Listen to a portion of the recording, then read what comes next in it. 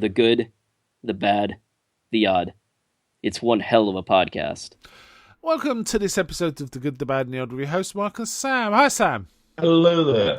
Right, so this was your free choice. Do you want to tell everyone what we're talking about today? Okay, so sort of following on from me having watched the remake, I decided to watch the original Magnificent Seven.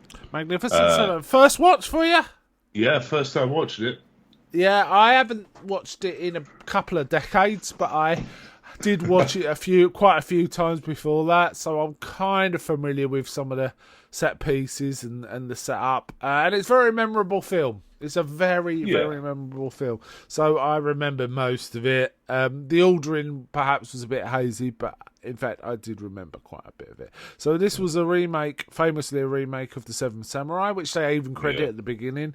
But essentially they took some of those samurai tropes and made it more about professional gunslingers, right? Instead of sort of pardon me, Ronin. Yeah, instead of about like samurai honor and principles, it was more about professionalism, wasn't it? You know, being a professional and doing stuff. Right, so the lead is Yul Brynner as Chris, and then we get Steve McQueen, Charles Bronson, Robert Vaughn, James Coburn, Brad Dexter, and Horst Buchholz. What a name, Horst Buchholz. And then they even in the credits introducing big thing is Horst Buchholz, and his name's Chico, and he looks like he's a Mexican, but he doesn't look Mexican, right? He's the whitest Mexican I've ever seen. Yeah. They don't even put a bit of brown skin on him. Charles Bronson is also half Mexican as well, half Irish, half Mexican, and then we get Bernardo O'Reilly. Yeah, the one I always forget is Harry, Brad Dexter's Harry, because he's the least charismatic of all of them, really, or memorable. But he's always there. Eli Wallach does a great turn here as Calvera, which presages his Tuco, I guess, from The Good, the Bad, and the Ugly. The rest of the cast don't know the rest of the cast. They may have had some roles, but don't know them by name. First things first, how do you think it compared to the remake? What was the remake? I've never seen the remake, so this is okay. Yours. So aside from there being 7 cowboys defending a town, it's completely different. Is it? Right. Yeah. So none of the same character names. The Yul Brynner role in that he's bringing people together is played by Denzel Washington. Good choice. Sam Chisholm. Yeah. Right. And the other members of the 7 are Chris Pratt, Ethan Hawke, Vincent D'Onofrio, and a couple other guys. This sounds like a solid cast to me. Good. Was it good? Did you enjoy it? Yeah, it was pretty good. Yeah, and Nana both enjoyed it. Okay, cool. And I know we've done the Seven Samurai, haven't we? I'm sure. Yes, we have. Yeah. How do you think it compares to the Seven Samurai? I still prefer the Seven Samurai. Yeah, the Seven Samurai is a better film, but this is a magnificent film. Magnificent does it justice in the title, I'd say. Very good. In fact, I believe in some markets the Seven Samurai was called the Magnificent Seven, which is a bit odd. But Seven Samurai works way better for what you're seeing. It says here Seven Samurai was initially released in the US as the Magnificent Seven, which is weird. But I think then they changed it to the Seven Samurai. In Britain, it was just called Seven Samurai, there's not much difference, right? So, it's almost a caper film in that the set putting the band back together element of it is always fun in these kinds of film, and I kind of liked how this played out. However, there seemed to be a slight error in the script I've never noticed before, and I may have just misheard. It was they kind of suggest that James Coburn said no, but he's there with them. But then when they're riding to the place, you don't see him much until they get there. So it's a bit confused. I got confused, and I was also trying to count along as they were recruiting people, and it's like I'm not sure. They They did say during his intro, it's like, well, he doesn't really want any money or anything. He just wants to compete, really. Yeah. So he'll probably just show up. So Yeah. He had like the least lines in the whole thing, but a lot of charisma, yeah, James spent most of Coburn, it right? asleep. Yeah. He's a deadly. He's obviously deadly, and the Seven Samurai counterpart is very similar. Rarely talks, Yeah. totally deadly, crack shot, and all that. So it begins with Calvera, Eli Wallach, and his 40 bandits sort of riding in and stealing chickens and stuff. And there's also a suggestion they kind of take the women as well. They kind of skirt that issue. They just mention briefly, and the women, and it never gets mentioned again. But it's a bit, which is much more explicit in the Seven Samurai, I have to say. Yes. It's a major plot point. So essentially, they go to the old man in the village who says, "You got to buy guns. You got to fight. That's the only way you're gonna get through this. You got to fight." And some of them are saying, "Cavalry is what leaves us enough to live," And then the others are like, "Well, we break our backs doing this, and he takes all our stuff and all of this." So we get Eli Wallach. Who's obviously the good guy in his own narrative, he justifies he's doing himself. this all for his men. He's looking after his men and all this. The film was a massive success and considered one of the great westerns. It also spawned a number of sequels. It did 9.75 on the million on the box office. Wow. I didn't know about any sequels. Yeah, there were three film sequels, one of which it was a really peculiar thing where Yul Brynner wasn't available to play Chris, so they got Lee Van Cleef to play Chris. But weirdly, then Yul Brynner became available and was offered the role of Sabata, a role developed by Lee Van Cleef. So there is one pair of films where they actually swap roles. Literally swap roles in the same breath. And it's so weird because it's like, Chris should be Yul Brynner and Sabata should be Lee Van Cleef, right? It doesn't work the other way around. There was also a TV series, and there's been several remakes. The most recent, I think, was Rebel Moon. Zack Snyder's Rebel Moon is essentially a Magnificent Seven or Seven Samurai remake. But before that, there was the magnificent, in my opinion, Battle Beyond the Stars as well. Yeah. Which even has one of the, Robert Vaughn's The Deadly Killer in Battle Beyond the Stars as well. Which we've covered, right? I'm sure. We have. Yeah. I love that film. If we hadn't, I'd want to do that next time. Great score as well, right? Really terrific score. Did they use the score in the remake? They only used it in the end credits, otherwise it was like original stuff. Okay, all right. Yeah. But you think the remake's worth a watch, right? Yeah, it's worth a watch. I mean, like I say, it's completely its own film. Instead of like a roving raider, it's like a businessman who's basically moved in. It's like, I'm going to buy all of this for $20 per $2 per square foot. Or something. It sounds like a bit more like the spaghetti western kind of tropes. But basically, this business owner has got all the men stuck in working slave wages. Okay, so they're all worn out in a mine. It sounds it's a bit like Once Upon a Time in the West, which we've never covered, have we? At one point, we'll have to cover that. That is a terrific western too. Sergio Leone western too, Good, Bad and the Ugly. Okay. It's up there with the Good, the Bad and the Ugly in my opinion. I think it might be better. Some of the music is so good. So this one, there was one other, no, it wasn't quite a remake, but a similar vibe, probably more direct for the Seven Samurai, which is a magnificent film, which is 13 Assassins. That is an amazing movie. It feels almost as good as the Seven Samurai. That's how good it is. We'll have to watch that sometime too. But that's 13 of them, right? 13 samurai fighting a whole load of guys. But they deliberately set themselves. It does. They set themselves up in that film. They set themselves up. Basically, they're announced to the other guys, "We're killing all of you," right? Okay. There's no "you run away and we'll let you live." It's "we are killing all of you." So, because the bad guy is like one of the worst villains you've ever seen in your life when you see this up. Anyway, back to this. So the score was nominated for an Oscar, and I don't think it won one, which is quite amazing considering it's an epic score. Elmer Bernstein. So basically, let's get into the plot. The Calvera raised the village, explains himself, talks about the church, how people aren't, the poor box of some big town didn't have any money. And I like his sidekick goes, we still took it though, didn't we? And he goes, I know we're still doing it. He seems a reasonable kind of man. He doesn't kill people deliberately. He's not particularly cruel.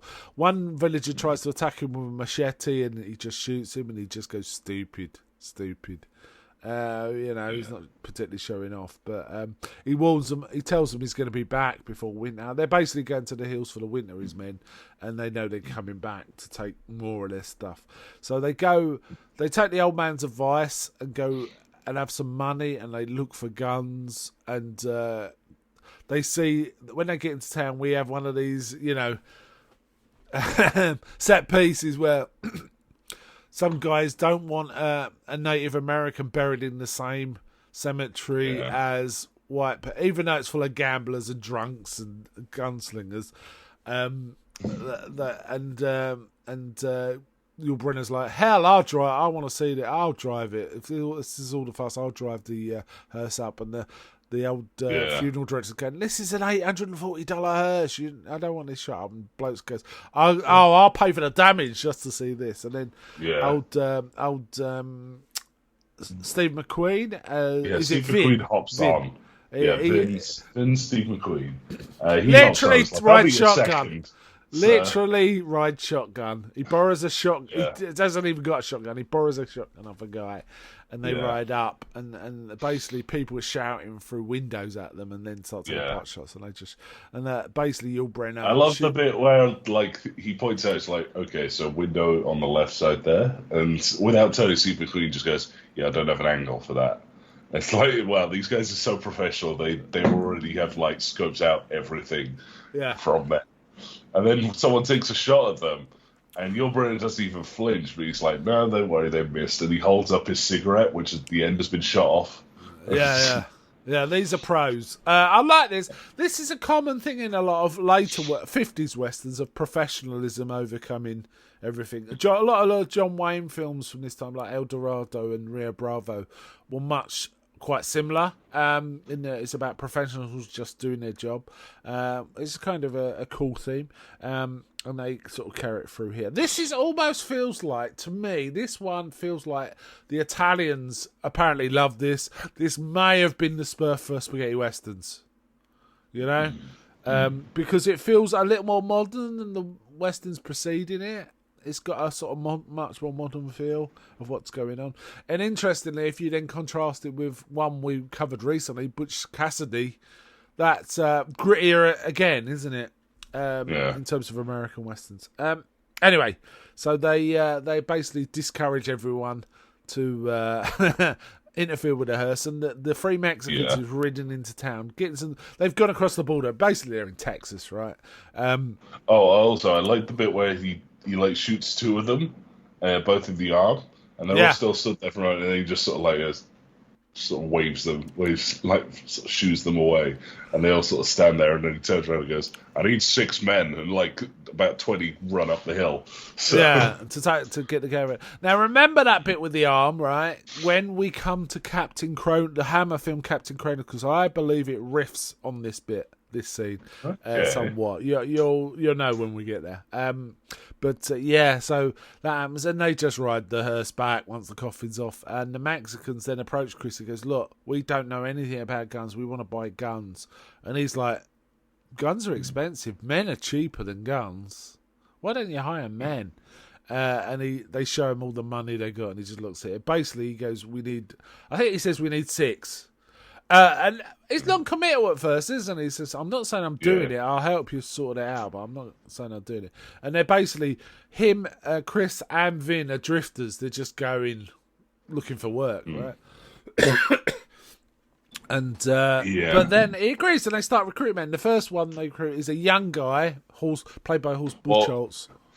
They don't really recruit him at this point. No, he shows up with real sort of like a glint in his eye, and he's like, "Yeah, I'll help you out here." And he's like, "Okay, I'm gonna put you through a quick test." It's like, hold your hands out like this.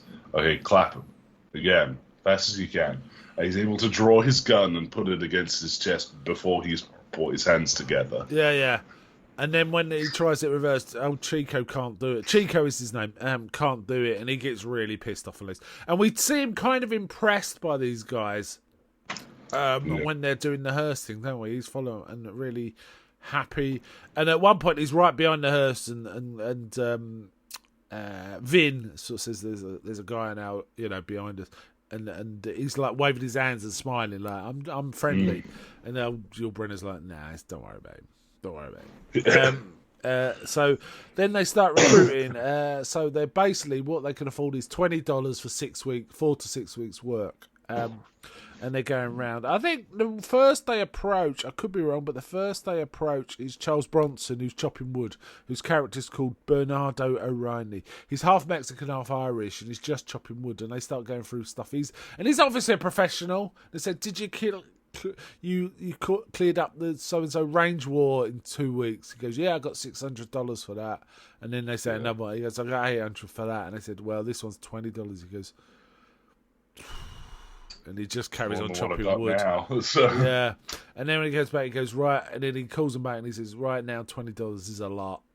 So he agrees to it. But it's kind of cool to see Charles Bronson in this. Charles Bronson did appear in a few other westerns. Most significantly, he plays a character called Harmonica in Once Upon a Time in the West. And he's pretty good in that. But he's kind of he's basically an oak, isn't he, Charles Bronson? He's just a muscle and he's just massive and a blank face. That's what Charles Bronson is. But he's pretty good in this as Chico. And then he's Bernardo O'Reilly, who kind of associates with the Mexicans because he's half Mexican, half Irish. Yeah. And I find it interesting because he's kind of an older, wiser version of Chico in some ways. Yeah.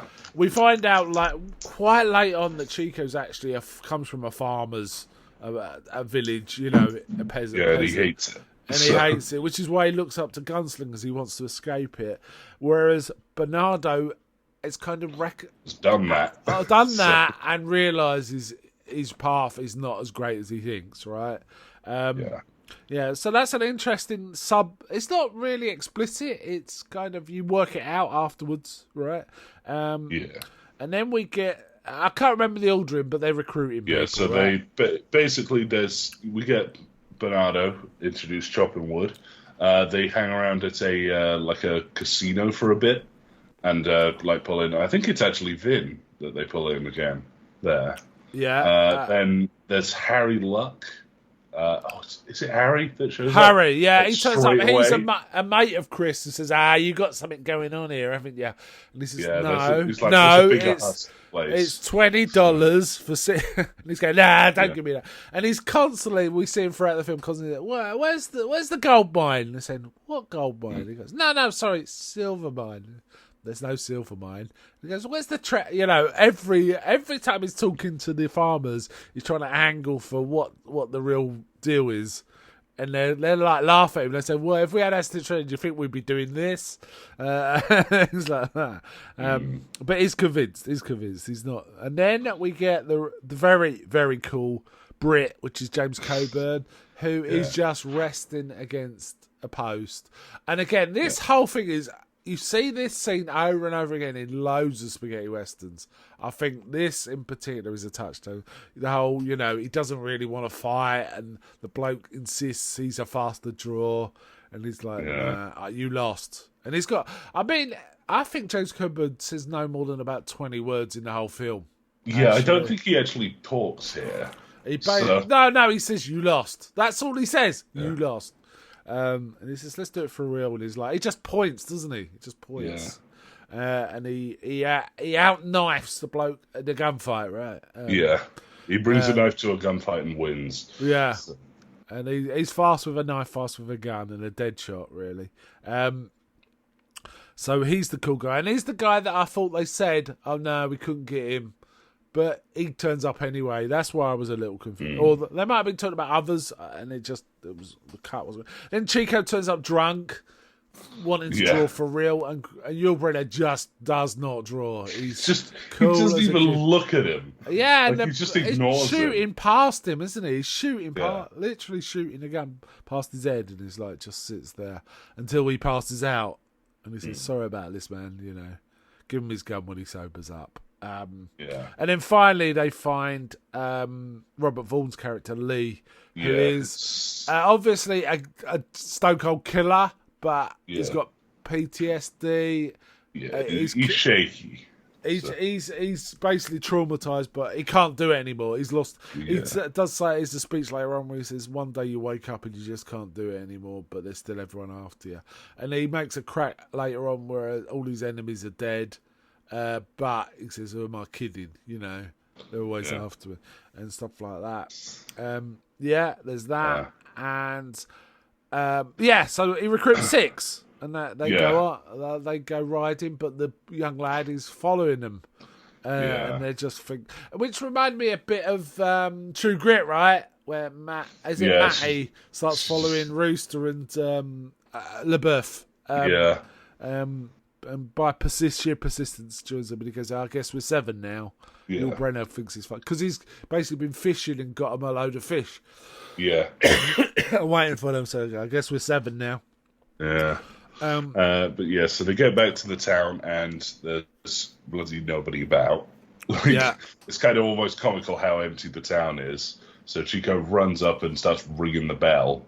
So they all run out. They all run out. It's like, oh no, he's here. Oh wait, no, it's just you guys.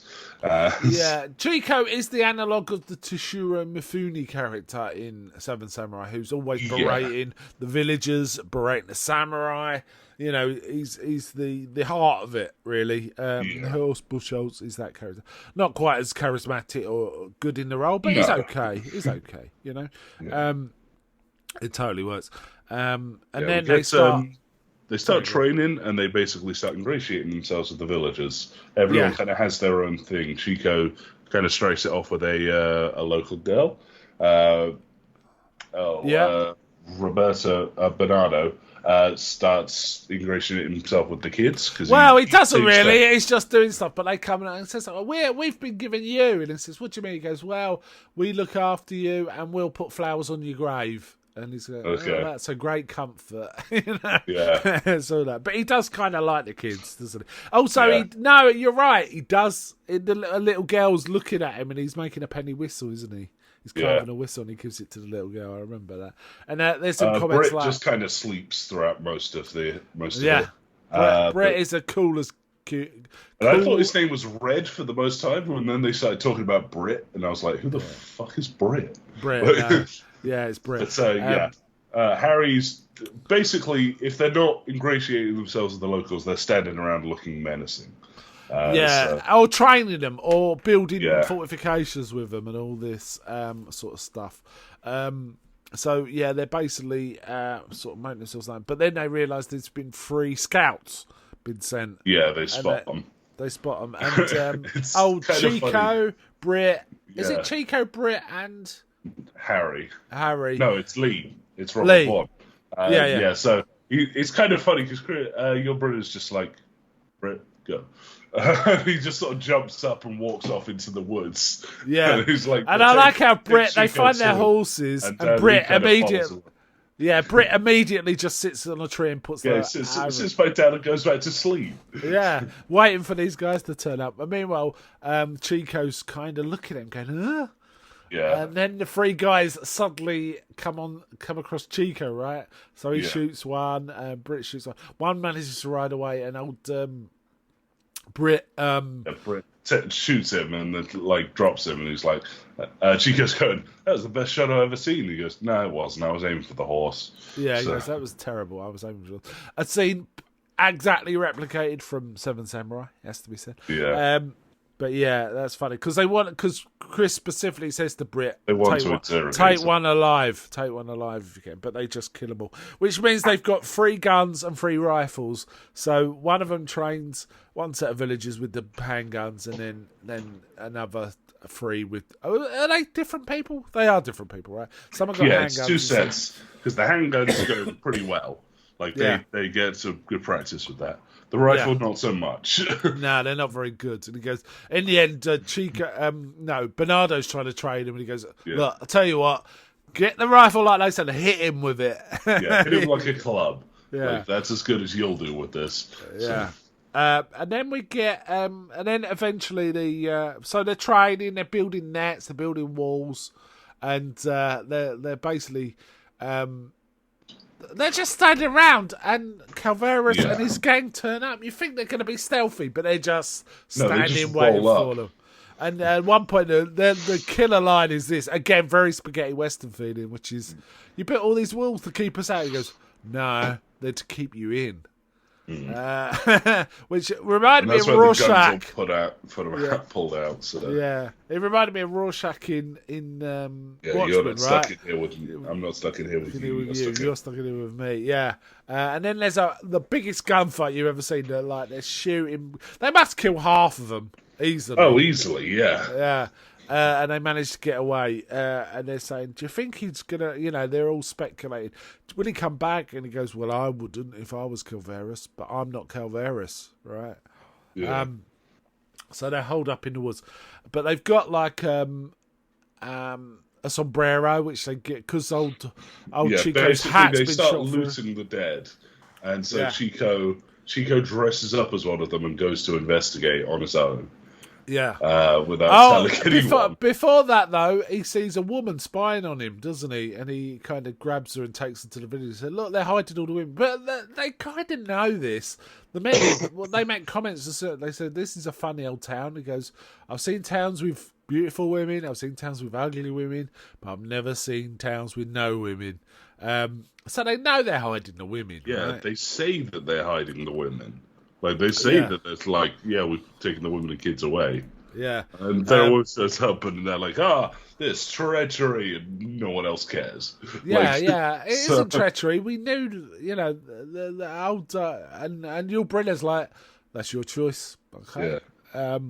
And the old man's always saying, they're farmers. They're scared of everything. They're scared there's too much rain, not enough rain, and all this. Anyway, the women do turn up then after that. Yeah, then after that they kind of give up with the hiding and then they just start cooking.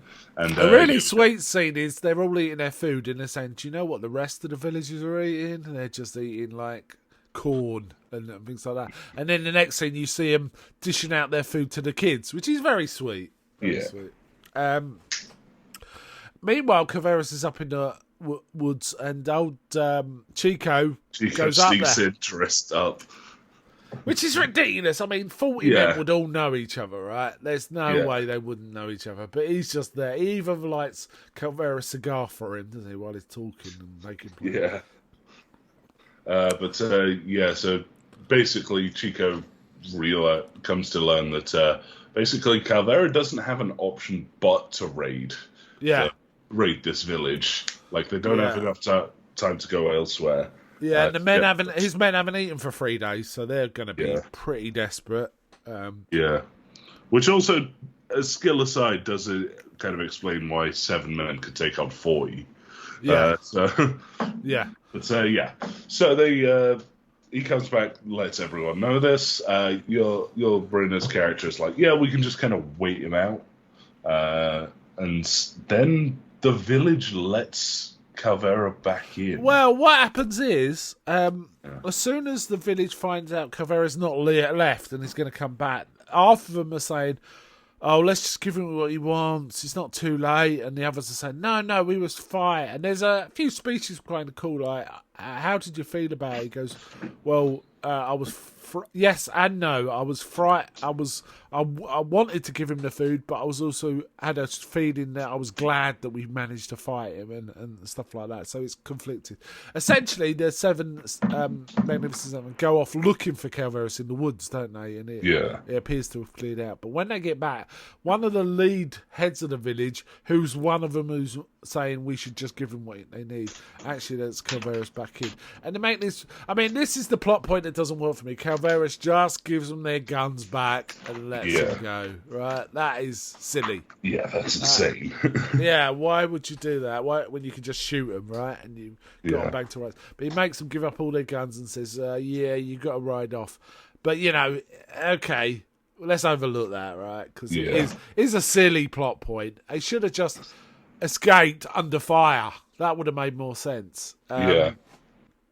And Because at the end of it, they just come back. they just come back and shoot the shit out of who's left, and they do quite well, really. I mean, some of them. Yeah. Robert Vaughn's having his own personal demons, isn't he? But he does come good and actually Yeah, kick a room he in. leaves and comes back. But yeah.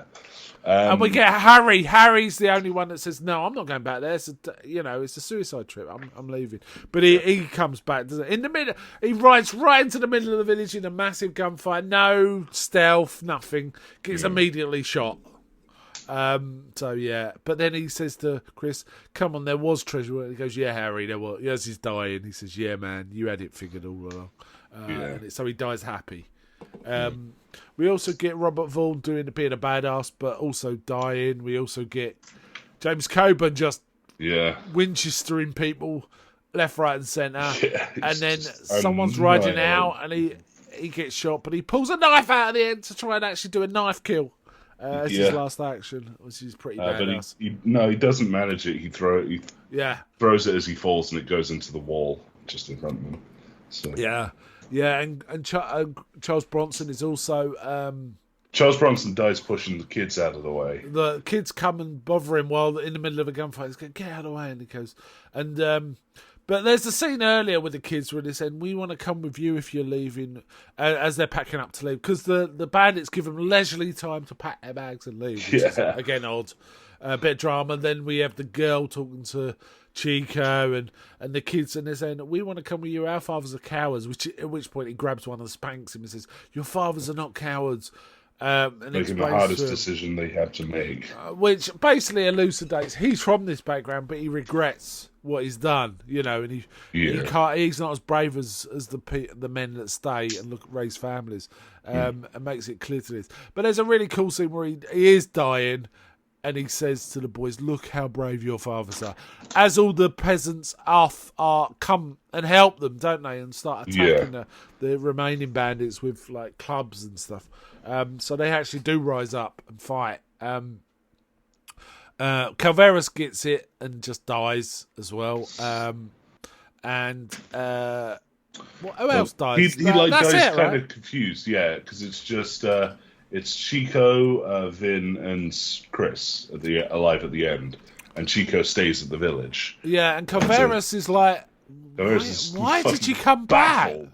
Yeah, So- why would you come back? But there is a bit of speech that goes, this sort of place makes you think maybe we can hang our guns up. They're kind of yearning for some peace is at the end. That's why they came back. They want to support that ideal, really. But they don't stay.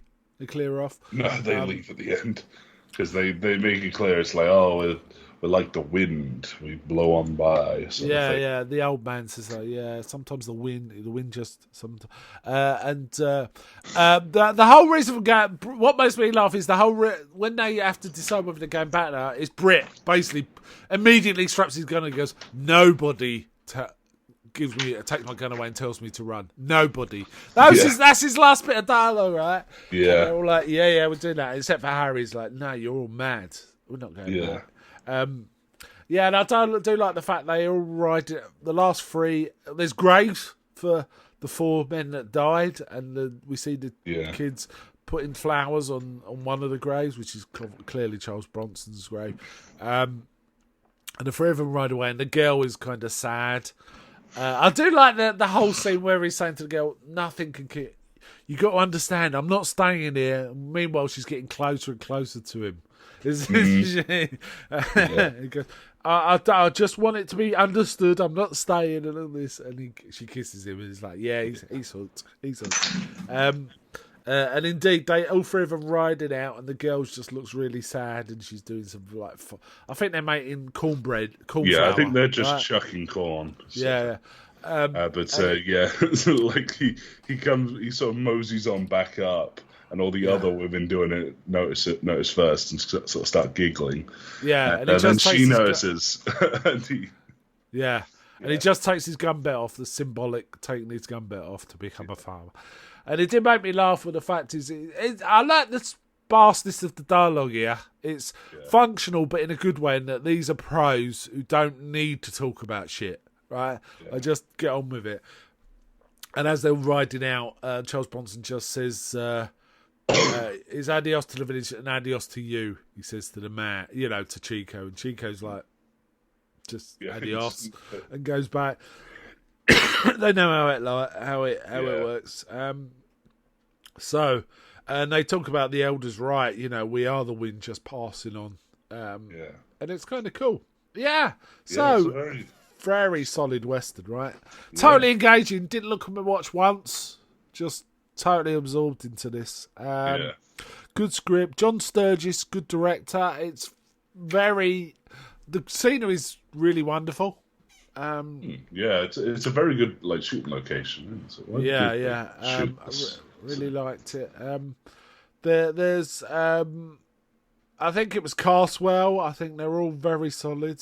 Brad Dexter is the only one who really. I always forget him. I always forget Brad Dexter, but the others I remember quite distinctly. Brad Dexter is the guy that plays Harry. Yeah.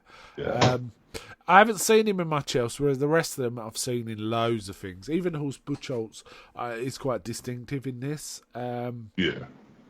So, some of the reviews were mixed, but mostly people thought the critics were a bit sniffy about it. I think because they all like the Seven Samurai, right? Probably. Yeah. But, man, it did. One critic in New York Times said it's a pallid, pretentious, overlong reflection of the Japanese original. Really? Overlong? I felt it. There was no fat on this, personally. Like I say, the only stupid thing was the Calvaris giving them their guns back, basically, and tell them to leave. But no, I thought it was an excellent Western, actually. Better than I remembered it, and I remember it very well. I remembering it, I was thinking, this is an 8 out of 10, but I think it's better than that. Really, the sequels, are called The Return of the Seven, Guns of the Magnificent Seven, and The Magnificent Seven Ride, and they are, I have to say, paler and paler reflections of the original. It's a bit like the Dirty Dozen, right? Yeah, the Dirty Dozen is a similar premise, a World War II. We'll have to do that, man. But Dirty Dozen is a terrific one. They kept making sequels to that, and each one was a bit less fun and great. So in Chris, in the sequels, George Kennedy plays Chris in one of them. Lee Van Cleef plays Chris in another one. None of them were that great. There was a TV series which had Robert Vaughn as a recurring sort of star. I think a judge who hires the Seven. Is kind of that. It's a neat little Easter egg, I guess. Yeah. I think we're gonna have to do the Dirty Dozen because it's a similar premise, and possibly 13 Assassins at some point. I really wouldn't mind that. I wouldn't mind even doing the 2016. I haven't seen it. I wouldn't mind having a go at that at some point. Or I might just watch that and we can talk about it in a comfy chair. That might be easy. Sure. Yeah. I really enjoyed rewatching this. It's been a long time. It still stands up. Very exciting. I don't think there's anything problematic in it, would you say? Not as far as I could really tell. No, nothing I could really see. So. No. Some of these films, we mention it if there is, but I don't think there was really much in this. It was funny that the Mexican Chico had a German accent. That made me laugh. Yeah. Slightly German. Not too bad, but slightly. It's weirdly a bit more racially insensitive in the sequel because there's one of the seven is a Mexican gunman. Because the town also isn't in Mexico; it's an American town. But they find this Mexican gunman and bring him along. And there's just a bit where Chris Pratt stands there and just goes, "Ooh, amigo, andale." Just to this Okay, mate's Chris just like, doing what Chris the fuck Pratt. are you doing? Yeah. So, Don't do that. Don't do that. I did one bit that made me laugh was Calvera says, "Yeah. When I rob a Texan bank, they had the whole army after me." He goes, "Only Texans can rob banks in Texas," and he's laughing away. That made me laugh a lot too. yeah. Okay. How would you rate this? I'd rate this easy like 8.5 or 9 out of 10. I'd give it a 4.5 out of 5, so similar score. And like I say, remembering it, I was thinking, this is a solid 4 out of 5, but actually it's better than that. I think it's just it's cinema. It almost feels like pure cinema to me. You know, it just gets on with business, entertains. There's enough there. There's a bit of thought in some of the dialogue. The bits where they do talk and sort of extemporise was pretty good. Actually, I thought it was solid and made some interesting points. So, yeah, solid. Good choice, mate. Good choice. Really enjoyed this. So, let's wind it up there. Bye from me. Bye.